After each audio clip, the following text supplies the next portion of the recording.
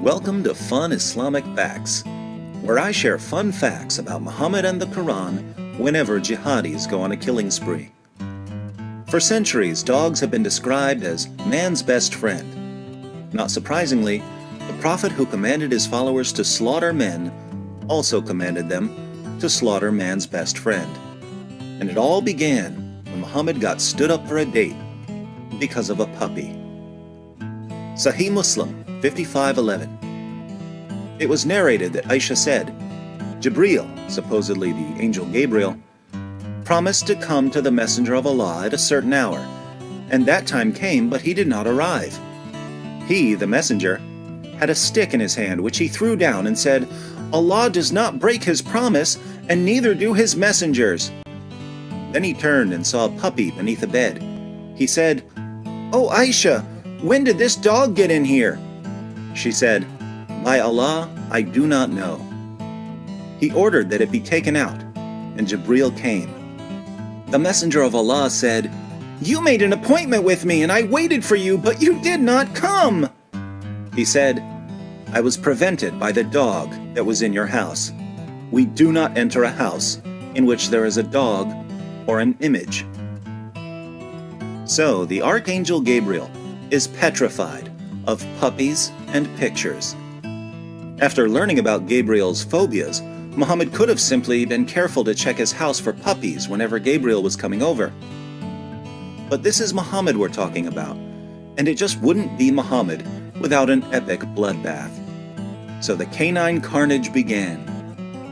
Sahih Muslim 40:16. It was narrated from Ibn Umar that the Messenger of Allah ordered that dogs be killed. Sahih Muslim 40:18.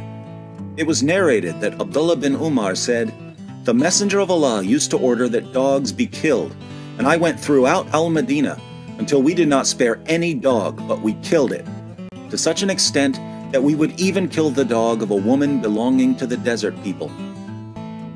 But some of Muhammad's followers complained because they had dogs for hunting and for herding sheep, so Muhammad changed his mind.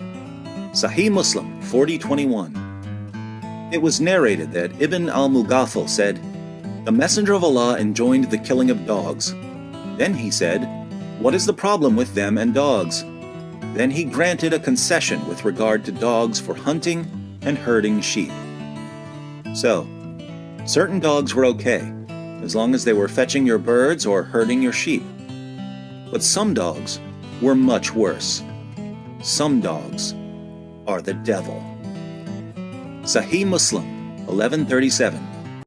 It was narrated from Abdullah bin As-Samit from Abu Dar, who said, The Messenger of Allah said, When one of you stands to offer prayer, he will be screened if he has something in front of him that is like the back of a saddle.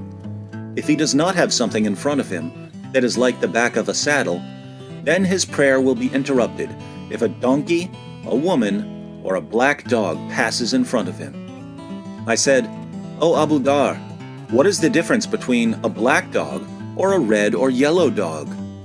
He said, Oh son of my brother, I asked the Messenger of Allah the same question, and he said, The black dog is a devil. More timeless wisdom about Satan from the Prophet who said that Satan pees in your ears, hides in your nose, and farts when he hears the call to prayer. Surah 21 verse 107 of the Quran declares that Allah sent Muhammad as a mercy to all creatures. But apparently, this doesn't include dogs, and it certainly doesn't include black dogs, because the color of a dog's fur determines whether it's the devil. If you're wondering why Muhammad said that black dogs are the devil, keep in mind he also said that Satan looks like a black man. For more on Muhammad's view of blackness, be sure to watch Muhammad, the White Prophet with Black Slaves.